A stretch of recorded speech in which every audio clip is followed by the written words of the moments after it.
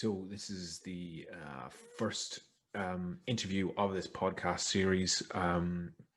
Here I spoke with Professor Norbert Schwarz, who is the author of the first chapter in the book, which is The Psychology of Fake News.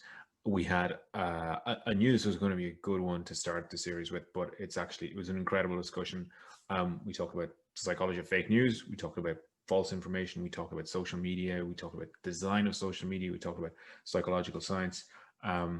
We also talked about pandemic contexts. We also talked about trust and emotions and repetition, all different features of conversations, and how misinformation and information is generally spread from one person to another. Absolutely fascinating discussion. We talked about, media literacy, critical thinking. We talked about the man in the White House whose lies must not be spread, and lots of other things. It is an absolutely fascinating discussion. I'm so proud to actually bring this discussion to you with such a highly respected international scholar. So here it is. Enjoy. Hello and welcome to Psychological Insights for Understanding COVID-19 and Media and Technology. My name is Ciara McMahon. I'm the editor of this book and the host of this podcast, and I am delighted today to be speaking with Professor Norbert Schwarz, who is the author of the first chapter in the book, which is largely concerned around the psychology of fake news. Norbert Schwarz is a Provost Professor in the Department of Psychology and the USC Marshall School of Business at the University of Southern California, and a co-director of the USC Dornsife Mind and Society Center. Professor Schwarz has, I can only say, a very distinguished career with a huge opus about which I would love to quiz you about many, many aspects, but for the present purposes, we're going to be sticking to the pandemic context and the psychology of fake news, which is what your chapter was about. So I guess to kick this off, I'm just sort of wondering, could you tell me a little bit about, so your chapter was part of another edited collection with the psychology of fake news, accepting, sharing and correcting misinformation, which you published with Rainier Greifender, Mariella Jaff and Erin Newman. So could you tell us a little bit about the background to that book and the background to your chapter? Yeah, the background to that book was essentially a political debate following the 2016 election in the United States and the discussion around Brexit, both of which were heavily influenced by fake news. And there was a lot of work coming out in different areas of the social sciences, from computer science to political science to psychology. And at that time, Rainer Greifeneder, who's at the University of Basel in Switzerland, was a visitor in our center at the University of Southern California. And we thought it would be useful to bring together researchers from these different areas. That took a while, and eventually with the funding of the Swiss National Science Foundation, we had a lovely conference at Lake Lucerne in Switzerland. Oh, very nice. And out of that conference comes this book, which cuts all the way from a librarian writing about the fate of retracted scientific papers, to political scientists talking about the perception of fake news and their influence on political debates, psychologists talking about correction procedures, and so on. And that makes for a nice, diverse collection of things around fake news with different perspectives. And we are particularly pleased that this book is open access. Mm-hmm. So when you go to the Routledge website, that book can be downloaded. The PDF of that book can be downloaded for free. I have to say, it's a fantastic idea, because I think, to my mind, within this sort of space, when we're talking about fake news and so on, that I think that the space, as I think you're kind of alluding to, there's a lot of domination of these conversations by political scientists, communication scholars, and so on. And I think it's a great addition to these conversations to have pure psychological expertise coming into it. And I mean, the thing that really struck me first within your chapter was that You have a lot of very detailed cognitive and sort of social and decision-making processes research, but you're kind of you're making it simpler for us, but it's also kind of scary at the same time. And one of the things that I think you mentioned earlier on is that when you're talking about retweeting without reading the article, and I was like, "This, yes, this is the key to this." And you say it's very simple to know, similar to normal conversation, and that kind of stopped me in my tracks, and I was like, I hadn't thought of that before. Uh, it's not a computational thing. This is actually what people do anyway. People will repeat pieces of information, and it's that sort of linking between things that you start to think between how we actually normally converse and how the conversations are shifting online. And I think that's a great insight into how this fake news is spreading.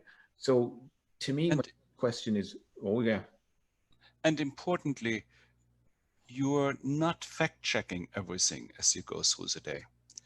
When you're having conversations with others, you basically assume that the others are cooperative communicators, as Paul Grice, the philosopher of language, has put it, are cooperative communicators who try to give you information that is relevant to the current topic, to what you're doing, that is informative and comprehensible for you. mm-hmm.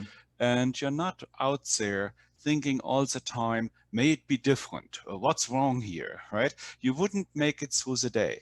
You only do the fact checking and the critical thing when you have reason to believe that the other guy is not cooperative and tells you something that feels wrong in some way. Yes. And a lot of the research that my students and I have been doing is about what makes it feel wrong. I mean, when does a message feel right so that you kind of float along?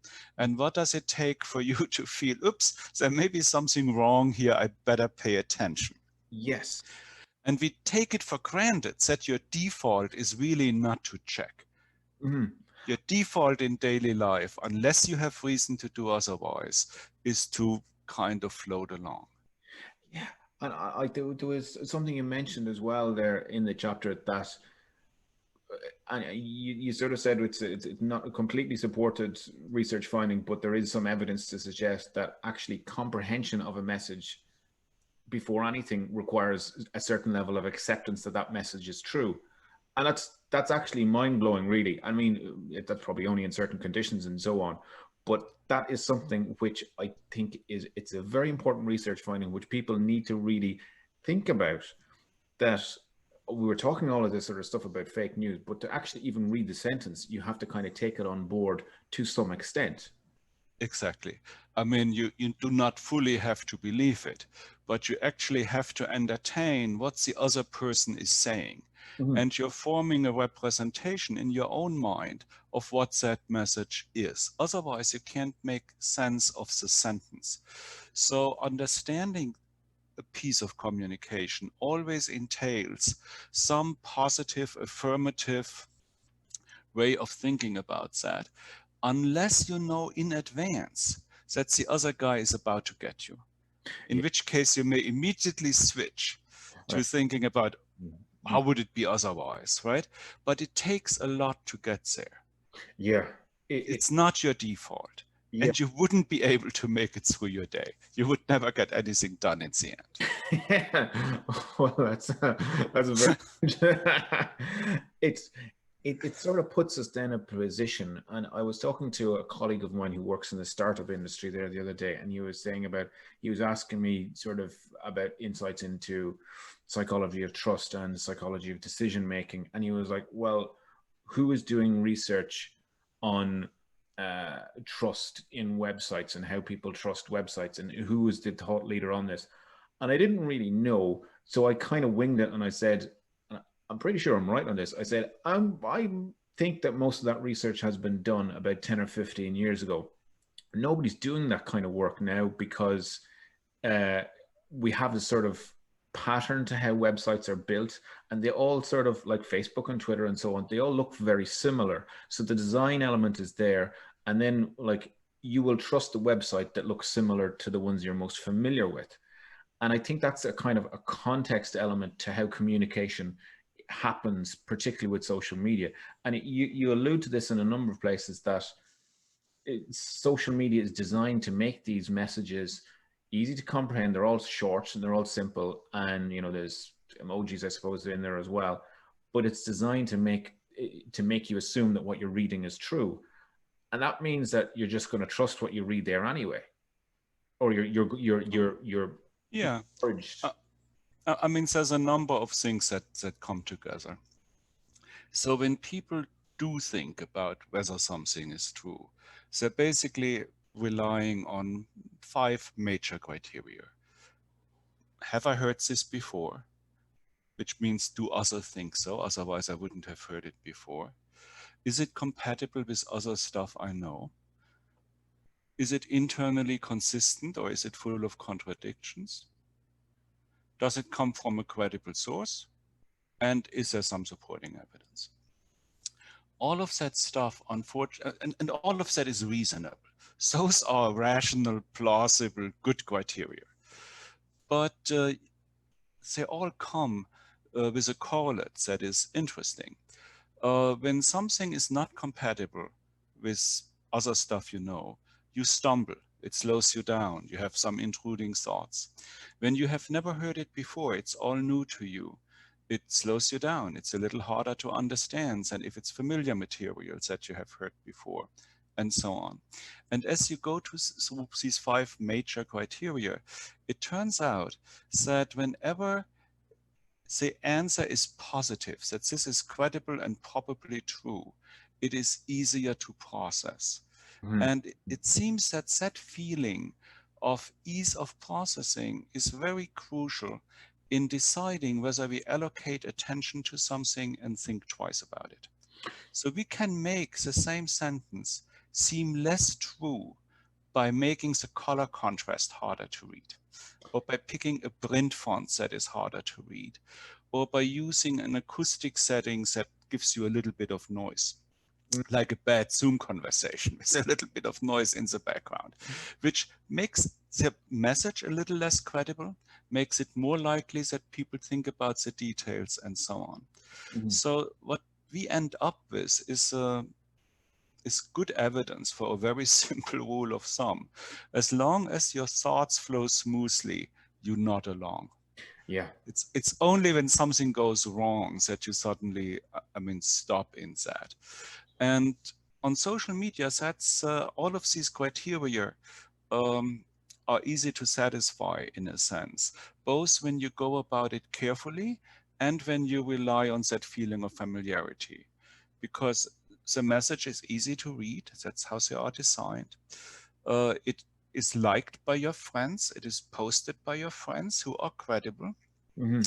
Other friends like it and repost it. It gives you a lot of exposures.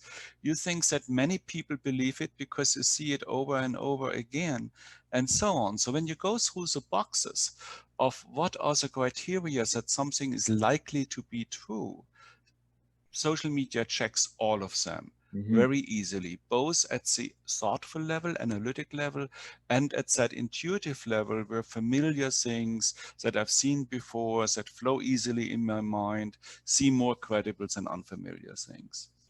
So in that light, I guess one of the things I'm curious about is, because I dug a little bit about this, about the kind of the design changes which the likes of Facebook and Twitter introduced over the last year. And I thought that like they relied on, this type of evidence of cognitive psychology evidence and so on, but I couldn't find anything around it. I presume they're just A/B testing and seeing how it works.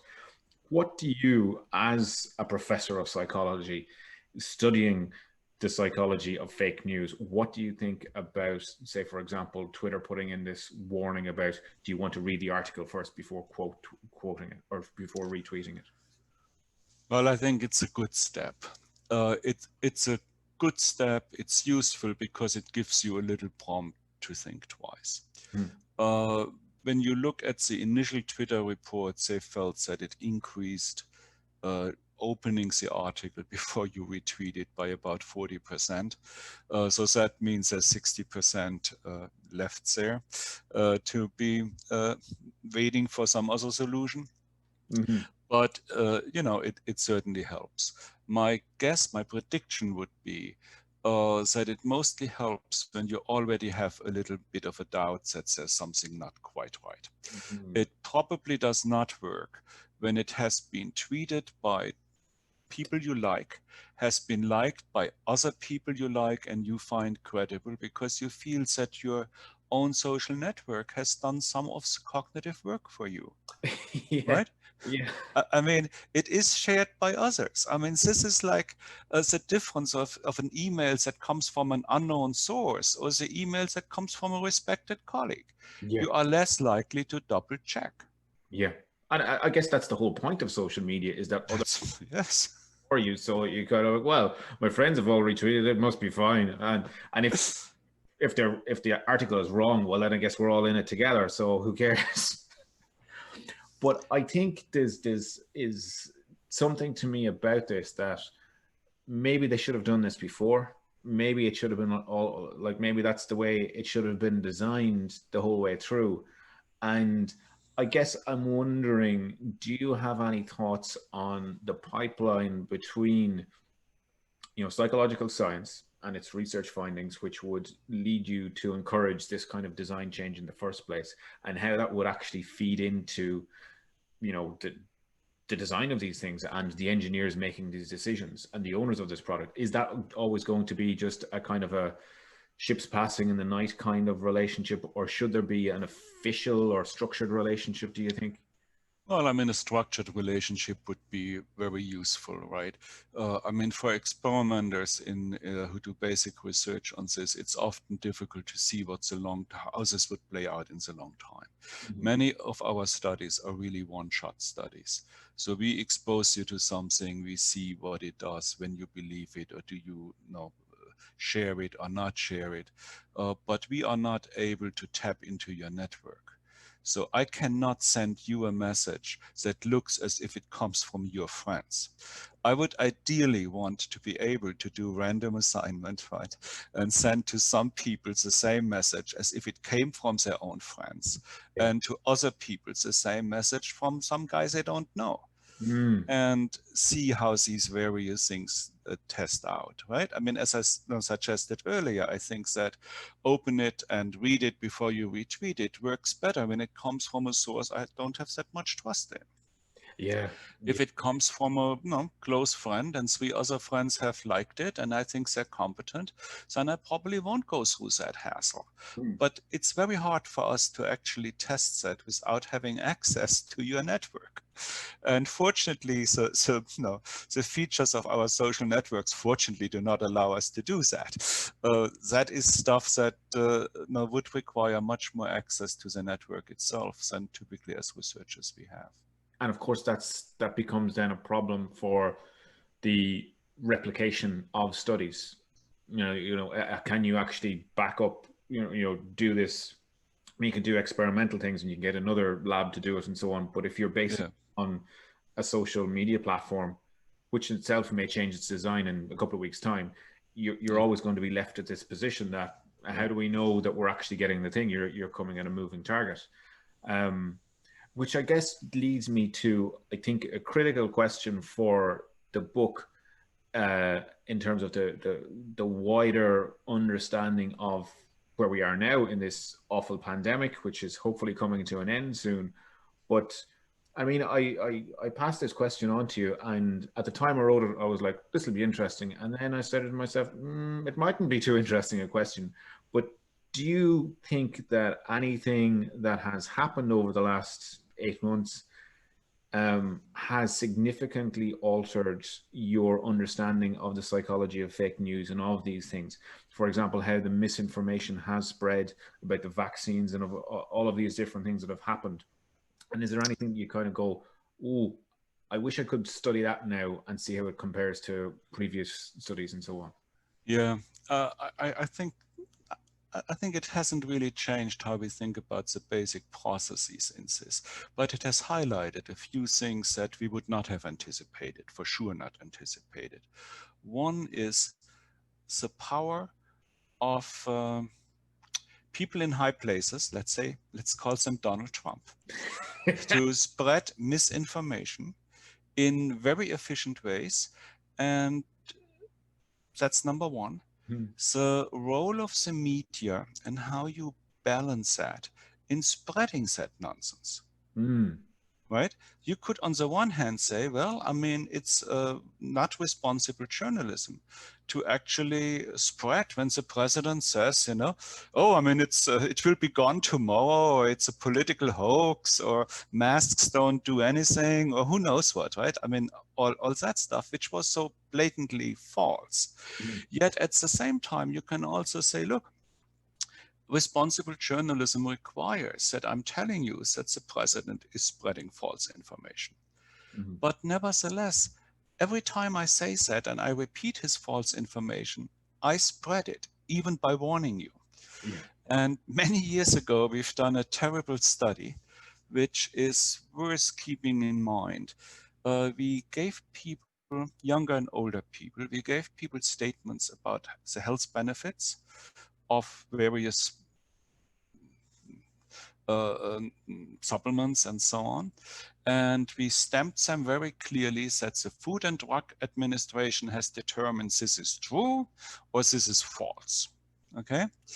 And we showed that to you, and you got about 40 of these statements, something like shark cartilage is good for your arthritis, false. And later on, we asked you, we showed you those statements along with some others, and we asked you to tell us whether they're true or false. Okay? Very blatant warnings, and you got the warning once, or you got the warning 3 times. When we tested you immediately, everything looked fine. We told you it's false, and you were likely to say it's false. And you made some errors because it was 50 and you misremembered some, but everything looks cool. We come back to other people. Instead of testing them immediately, we test them 3 days later. Now, everything is a bit of a blob, right?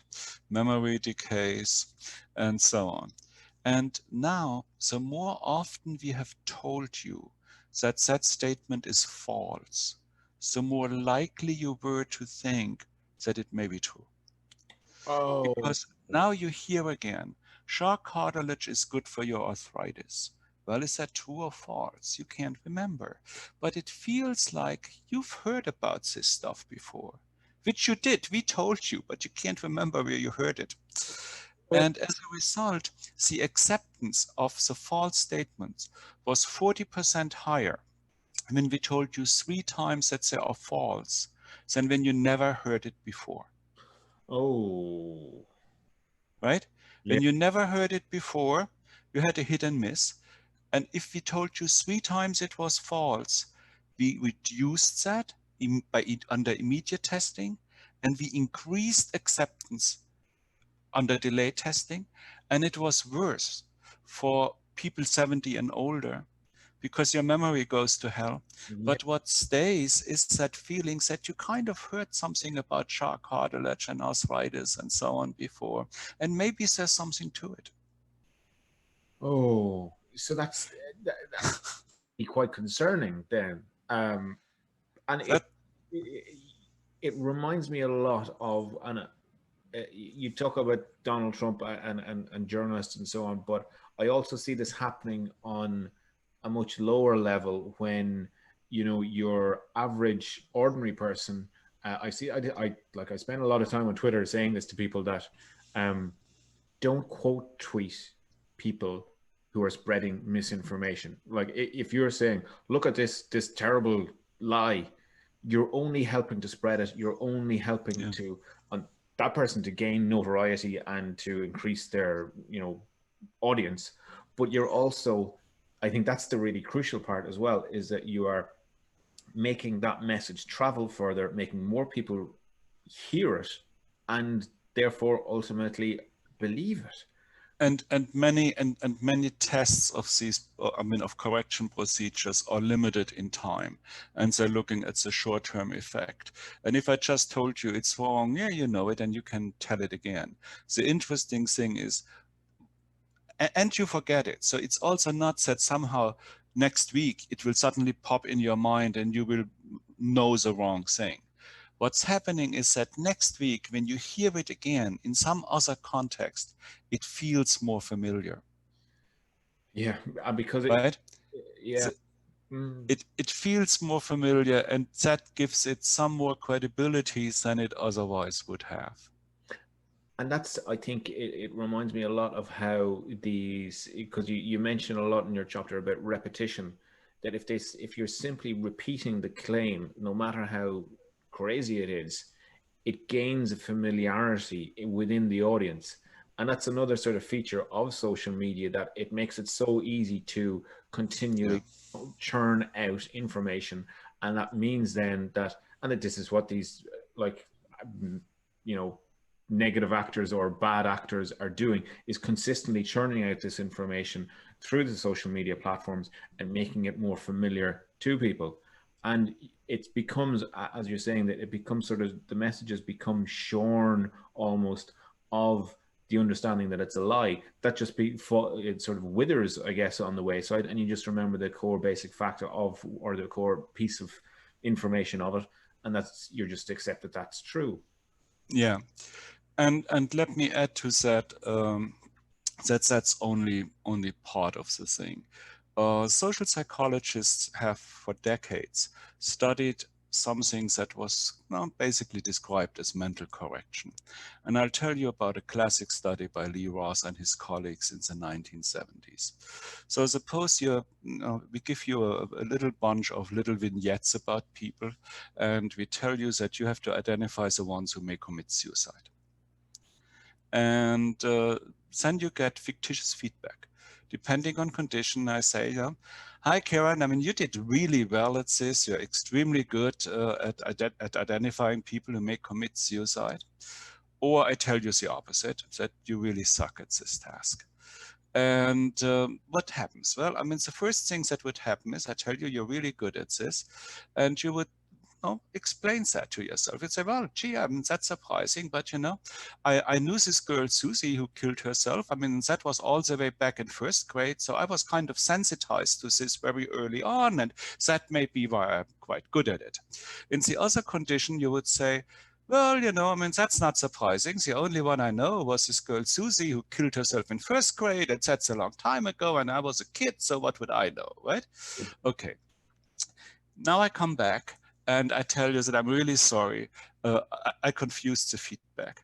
You got the wrong feedback. It's not true. But by the way, I mean, as background data, how good are you really at this? Oh. And what happens is, even when you completely, incredibly drop the false information, what you are left with is what you have just done as your own cognitive work. You have just found some good reasons why it's not implausible that you may be sensitive to suicide, because you bet a case in first grade already, which made you really sensitive. Or you're a clueless fool on this, because the only person you knew was in first grade, which is a long time ago. And that information is correct, and you do not have to revise that. That stays with you. You have changed your own perception of yourself by selectively drawing on pieces that now make it for you more likely or less likely that you're really good at this task, even so the prompt that got you to do that is completely discredited. And we have many examples like that, where people completely accept that the false information was false, but they have now generated a lot of good reasons why it might have been so. And that mental reorganization in your own mind stays with you. That's not discredited. You really knew Susie in the first grade, and she really killed herself. It's fascinating, because it kind of reminds me a little bit of something as well, of something I think you mentioned in your work a while ago, about survey interviews not being really interviews, they're actually conversations, and it's a social context that happens to these things. And I think that's a really important way of looking at surveys, and I suspect it applies just as well to written surveys and online surveys, and as well to social media, that it becomes an interaction between you and the social media service in trying to understand who you are. And there's some work that's been done on how well, they haven't really said that YouTube radicalizes people, but people start to say, well, this is the information that's being presented to me. I've followed the algorithm and it is showing me all of this information. And that is, even though it's quite different to how I might think of myself normally, that becomes who I am. And I think we're in a very strange situation. And I know I'll come back to again what you say towards the end of the chapter. You say that social media appears to be designed to make questionable messages seem true. It's something along those lines that you say. And Yeah. I wonder what your sort of thinking on this is long term, because you sort of touch on it in that chapter. But how do you think that this is this actually changing us in very subtle ways that because as you say, even if it is changing us into something else, we're not going to deny it because we haven't taken on the false information. Yeah, I mean, look, I mean, there used to be a time, once upon a time, right? We turned on the television or we opened the morning newspaper, and most citizens got roughly the same news. Mm-hmm. Because we were watching whatever, the BBC or the ABC, or we were reading the New York Times. And there was some kind of a shared version of reality that we all endorsed, because we kind of got fed the same stuff. As social media progressed, as cable television came on, you already got some of that you suddenly had a much wider range of things that you could select, which on first glance seems like a good thing, because now you can get news from the source that's close to you and that shares your view. Yeah. And then social media made that more extreme by allowing you to narrow that down more and more. But in the process, we developed a situation in which we all have our own separate realities that we share with some people and not with most other people. Yeah. And I think that's where we are. We are no longer living in the same reality and have different opinions about what we like or dislike about it. But we're living in somewhat different realities. If you look at the United States these days, and you look at Trump voters and Trump fans and their perception of COVID, then it's really not that bad, because most people survive it, right? And the young people are all fine and so on, and it's really a hoax. And that may now be changing, that it has hit the more conservative states. Initially, it started at the coasts. And you're no longer just having different opinions about a shared state of affairs, but you're no longer agreeing what the state of affairs even is, right? What are the real numbers? And that kind of thing is worrisome. And I think social media is a current most extreme version of that, because it allows fringe sources of news to become widely shared and to become the shared and mutually consolidated way of seeing the world within a given network. Yes. And you're not seeing the other guys, because the algorithms protect you from ever having to see the other guy's stuff. Yeah. You don't even have to say yourself, I don't like it, right? I mean, after a few weeks, you no longer see it. I mean, for the 2016 election in the US, the Wall Street Journal had a wonderful website, which they called Blue Feed, Red Feed. Have you seen that thing? Yeah. And it was basically it was basically started by someone clicking on a lot of liberal stuff or clicking on a lot of conservative stuff, and then you leave it alone, and the algorithm does the rest. And a few weeks later, you have no overlap in these sites. It's that kind of thing it leaves you quite worried, I think, is where I am at the moment with that. And I guess what I would kind of boil this down to is, what would you think is the most important message that we should bring to I mean, maybe the general public or to policymakers or to what's the soundbite or what's the single most important research finding or project that we could actually put into the public domain about this? I think the most important thing is do not repeat false information. Mm-hmm. Every repetition, even when you repeat it to say it's false, increases its familiarity and increases the ease with which it can be processed when you hear it again.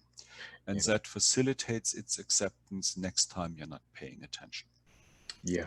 That's, in my eyes, the big thing. The second thing is, it's really in many ways not about knowledge. It's in many ways about your experience when you get the information and when you think about it. Let me give you an example. When you ask people, how many animals of each kind did Moses take on the ark? Most people say 2 because it takes 2 to make babies and it seems very obvious. About 80% in our experiments say 2. And when you later ask them, what's the name of the guy with the ark? Most of them know that was Noah. Mm-hmm. But they didn't notice. When I asked you the question, nor did you, right? I didn't. No, because you're thinking about what I'm asking you. How many animals of each kind did Moses take on the ark? The question is about how many animals, and that's what you're thinking about. And you miss that it wasn't Moses, okay? Now, if I change that and I say, how many animals of each kind did Obama take on the ark? You immediately notice that something's off, right? You notice it because the discrepancies are too large. But Moses and Noah are both old guys in the Bible having something to do with water and so on. And so you kind of float along with that. And that's how we accept fake news. It's these little things that are not that crazily blatant. And you kind of nod along and you don't get it. And your knowledge does not protect you. Unless you stumble when you hear it. As when I stick Obama in there and tell you something about Obama and the ark. That makes you stumble, and that's when you listen up. But otherwise, you just nod along. And the more we repeat false stuff, the more we increase that. And knowing what's right is not protective. Yeah. It's not enough. And I found that was another chilling passage in your chapter when you said that the conditions for correcting misinformation are generally quite far away from the conditions in which people encounter misinformation, or his words along those lines, that if we really want to change people's who have taken on the false information, if we want to get them out of that position, it's almost laboratory conditions to get them out of that. And I think that's kind of worrying, because we're you can create the studies and so on, but to do that under the kind of the scale at which we need this to get back to the shared reality that you're talking about, I'm at a loss to understand how we're going to get to those conditions in a more widespread sense. Well, it will require that we're actually all sticking to some version of the truth. Mm-hmm. And that we find ways of not spreading every nonsense that comes around, to not repeat false information, even if it comes from the president and you feel that you have to tell people that he lied again. You can say that he lied again, but you don't have to repeat the lie. Exactly. You can say, once again, the president spent his day lying. But you do not have to repeat the lie. But no, let me say a few words on that. There's a lot of effort about media literacy, and you can group the Twitter and the Facebook efforts under that rubric, right? I mean, they're basically ways of informing you that you should check where it comes from, that you should look at the website, that you should see if the website has a long history or was recently put there, and so on. All of which is fine. And there are programs in schools that teach people that, and it works it works very nicely. under these school conditions. When you have all the time and somebody's asking you and you're thinking about it, you get it right. Mm-hmm. But just like you didn't notice the Moses thing, even so, you know, if I asked you, you know, what's the name of the guy with the ark, that probably it wasn't Moses. You are not applying that knowledge in a conversation. Yeah. Yeah. You're applying that knowledge when you step back and you say, okay, now, I mean, before I write that down in my chapter, let me look up that paper again if I remember it right. But in the conversation, we don't do that. And a lot of social media is a conversation. It's a conversation we have with our friend. We're kind of sucked into this. It feels interpersonal. It doesn't feel that important. We're not feeling we document this for eternity. And we're less alert to that. And at that level, many of these things that seem so reasonable and that are helpful to some degree are simply not having that much effect. So we can convey that knowledge. We can get people to apply it in situations that they identify as important. But we haven't figured out how we get them to say, this is the situation where I should apply it. Yes, yes, yes. That's the weak point, right? I mean, most people would know how to figure out if something is true and would know how to fact check. Yeah. The catch is not, it's good to teach you how to fact check, but that you know how to fact check does not mean you will do it. Yes. And that's what we need to figure out. We need to figure out what are the elements that would prompt you to be a little bit suspicious, and how can we trigger those things in order to have you apply the knowledge that you have. Yes, and it's. I mean, I'm running out of time here. I don't want to take up too much, but I'm absolutely fascinated by what you're saying to me, and it just strikes me. It reminds me a little bit of, so I don't know if you know, Dana Boyd made this point about media literacy about 2 years ago, and I've had conversations with various organizations here about media literacy too, and it sort of struck me that, as you said, these school programs, they work very well, and that's, you know, within that environment, that's going to be something that's certainly worth looking at. But there's also the problem, I think, that, and Dana Boyd said this, and people came back at her and sort of criticized what she said, but I never found any of the responses to her particularly compelling. But when she said that we may have an issue here when we're talking about media literacy, is that we want people to engage in critical thinking, but kind of only a particular type of critical thinking. And maybe the problem that we have now is that a lot of people are doing critical thinking a little bit too much and taking things apart way too much.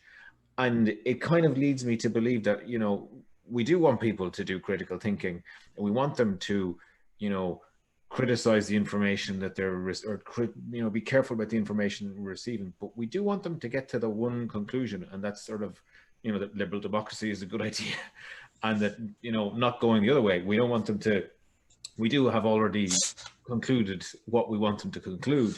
And I think, I don't know if you've thought anything about that, but I do think, you know, she might be kind of wrong in the broader sense, but I do think there's something there about, like, teaching critical thinking for the sake of critical thinking, and what exactly are we encouraging people to do, and are there some sort of structures that we need to put in place around that, or some sort of ethos that needs to go around that? Have you thought anything along those lines? Yeah, I mean, it's a tricky one, right? Because all the things that we say that we would want people to do, check the source and so on, you could just as well put on Breitbart and say, check all these other things. And what they're saying about the mainstream media is not that different. That you shouldn't believe them, you should double check everything, just tune out, you know, don't repeat what they say.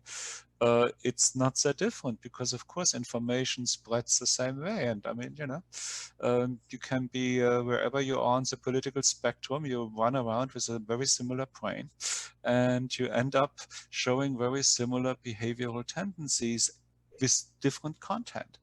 And all the stuff that we would find helpful can also be the stuff that makes you distrust the sources that we think would be credible sources. Yeah. I mean, not all of these things hold. So, I mean, you are in your alt-right network and you find all these liberal messages completely incredible and absurd, and vice versa. Mm-hmm. Mm-hmm. And, and psychologically, these are very similar processes. Yeah. Which is kind of concerning, and I guess it does go back a bit, I suppose, to what you were saying about, do you actually have the time to do this? Do you have the time to go through all of this process to do these things? Because more often than not, you generally don't. And but it is ultimately, and it's as well what you were saying about that with the fake news and the misinformation. It's generally not. It's not that far away. It's not completely fake news. There's generally a grain of truth there, but it's the interpretation of it and it's the conclusions that they read. So it makes a very subtle sort of problem cognitively, because you're not completely ruling out the whole thing. They're not making stories up. They're basing them on something and then exacerbating it somewhere along the way. And I think that's difficult, because I presume it goes very much into how normal conversation is anyway, is that people sort of exaggerate things to get the message passed. So it does leave us in a very kind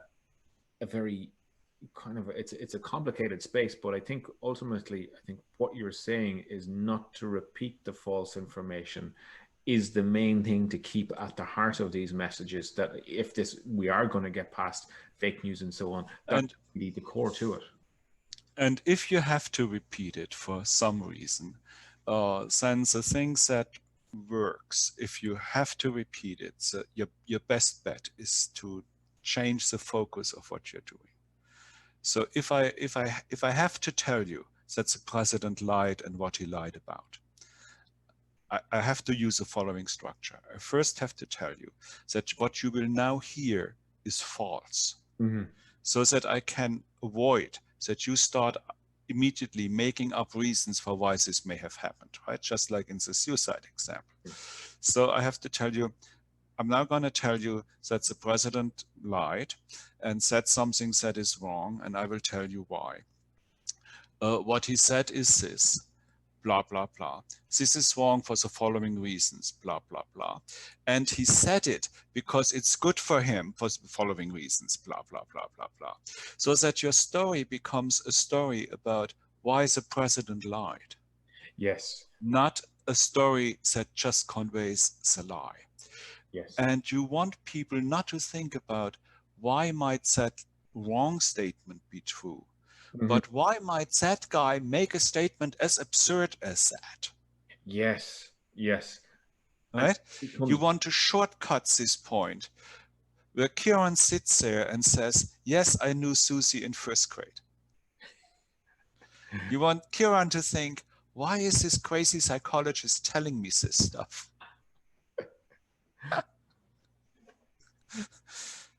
Yeah, it's I think it's a really useful way of putting it, and it becomes less of a transmission then and more of a conversation, because you're starting to get back into the intentionality of it and getting people to think about the false information on a different level rather than simply putting it on. Professor Schwarz, it's been a fascinating conversation. I could talk to you all evening. I've run out of questions. So I will thank you very much for your time. Unless there's anything else that you would like to add, I think you've left our audience with an awful lot to think about. And nothing new, just do not repeat false information. Repeat false information. Well, I think that's a great one to leave this on, and I will. Thank you very much for your time. And so there you have it. That was Professor Norbert Schwarz, whose chapter is The Psychology of Fake News in the book Psychological Insights for Understanding COVID and Media and Technology. There it is there. The address to find out more about the book will be coming along your screen shortly, and you can find out more about it in the information below. And please don't forget to like and subscribe and share this podcast with everyone who you think would be interested in it. There will be more coming up fairly soon. As I say, in this series, we're talking about to a variety of international experts about these sort of topics. So we're going to be talking about conspiracy theories, we're going to be talking about social media, we're going to be talking about online relationships and all that sort of thing. So stay tuned, there will be more coming in your direction very soon. Thank you and goodbye.